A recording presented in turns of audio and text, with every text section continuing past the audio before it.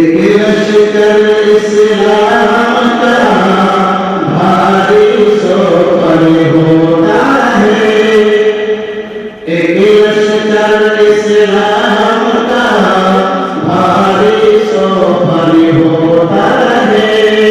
नीचे आपके सामने बातिल का सर होता है। हरदम जिसके होठों पर ज़िक्र सरवर होता है।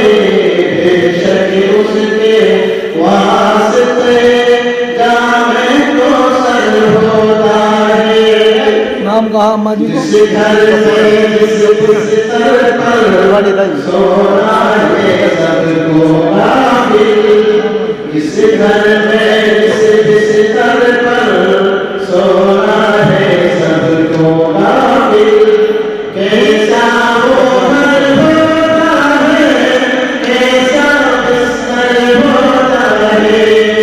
एक लश्कर इस्लाम का भारी सोफर होता है। पहरावे में आते हैं और टांगे जाते हैं। पहरावे में आते हैं और टांगे जाते हैं।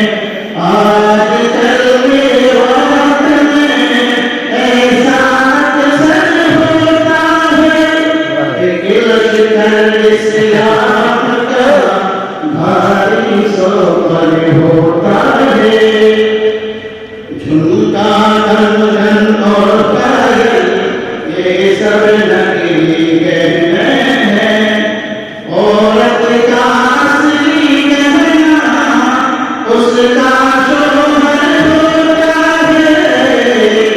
एक लश्कर इस्लाम का भारी सोफर